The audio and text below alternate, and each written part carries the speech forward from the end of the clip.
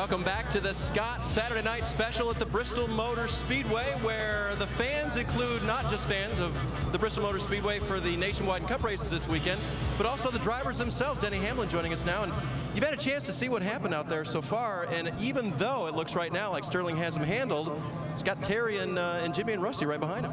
Yeah, it looks like Rusty's car is coming in, but I'm kind of disappointed to see Harry's hood come off. He was actually gaining on Sterling there a little bit, so it's going to be interesting. I think Harry's going to come back to the front, but I think Rusty's going to have the best car in the long run. Any aero advantage without that hood, you think, for Harry? I think he's going to be a little disadvantaged, but Handsome Harry can overcome it. All right, confidence from Denny Hamlin down here. Doc. Ned, I remember when Harry Gant was at Martinsville, and you and Benny Parsons said there's no way Harry's going to come back and win the race. The front of the race car was completely gone. He was at the back of the pack. He had a car that was so beat up you couldn't understand how he could drive it around the racetrack, but he won the race. So Harry has done it before. Up front now, Sterling Marlin. I know Andy Peet would want us to say that was in his car. Oh, yeah. Well, Harry, of course Andy would want that. The one that he was crew chief on. Jimmy Spencer back there. There was a little bit of contact, DJ, a minute ago between the 20 and the 2 car. Yeah, Rusty'd been trying to get by Jimmy Spencer, and right before the yellow came out, see if we got some replay of this. See him battling here off of turn 4. Spencer gets a little bit loose right there. Rusty gives him a little bit of room, but then Rusty does something that I think he knew that move because he's been the recipient of it from Jeff Gordon a time or two in trying to win a race here. And here's the good news for Rusty. There's no big red truck he has to go to after this one. But now he's got to do it over again because he puts Spencer back in front of him. By the way, Larry Pearson all the way up to 6th position. L.D. Ottinger is there. Now Pearson's car will not come up to full song. Oh, and it's Jack Ingram. Boy, nice job of saving it by Ingram. As cars go by him, he was headed right for the wall. Looks like Larry Pearson has a serious problem. Maybe a transmission that got stuck in a gear here.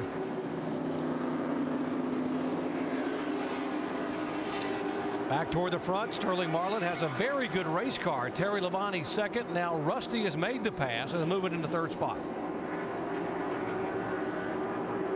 Yeah, these first 5 are right together. See, Rusty's going to try to make a move on Terry Labonte. Terry gives him a little room. Right down on the inside. That's his favorite spot to run.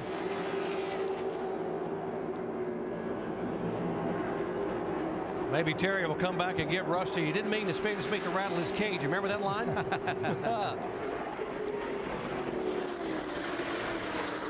The late Dale Earnhardt. Phil Parsons doing a nice job. Remember the very first year the NASCAR Busch Series ran in 1982, David Pearson sat on the pole, but it was this guy, Phil Parsons, who won the very first Busch Series race at this track. I think this is a track Phil always enjoyed racing on, did very well, aside from just that win that time. You talk to most drivers, they enjoy racing here. Phil's doing a good job there, trying to catch Spencer and take that 4th spot away.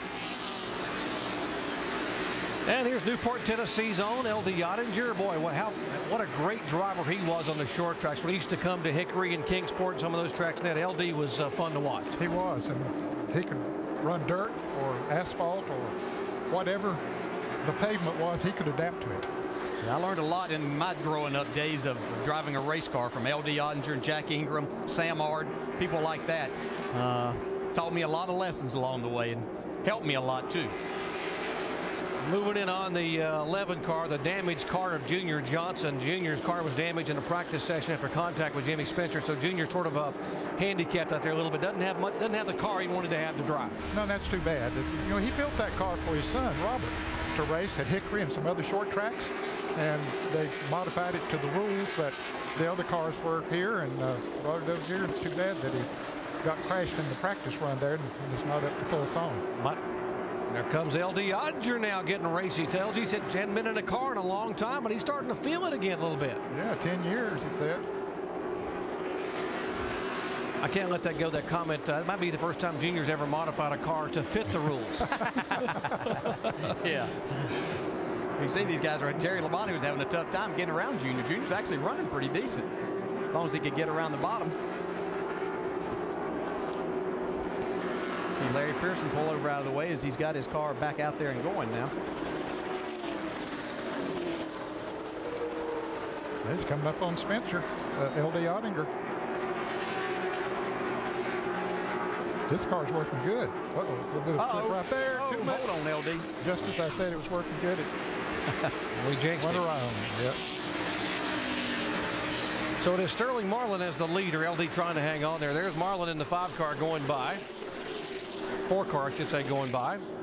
And the 44 car, he is passing, that's David Green, former Busch Series or Nationwide Series champion. The 2 car in second spot is Rusty Wallace.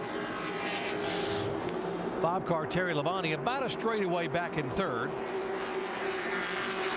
And here's the battle here between the 20 and the 2 for 4th position. That's Jimmy Spencer in the 20, and the 2 is LD Ottinger. LD6 is going down there again. Caution is out. That's the competition yellow, lap 20.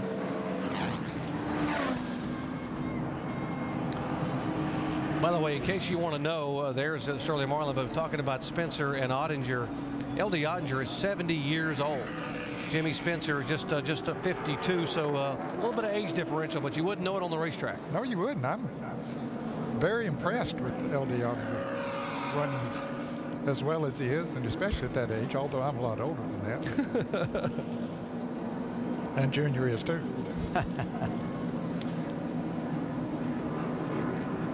20 of 35 laps are in this great Scott Saturday night special at Bristol Motor Speedway. Sterling Marlin holding on. Rusty Wallace, Terry Labonte, Jimmy Spencer, and LD Ottinger in the top 5.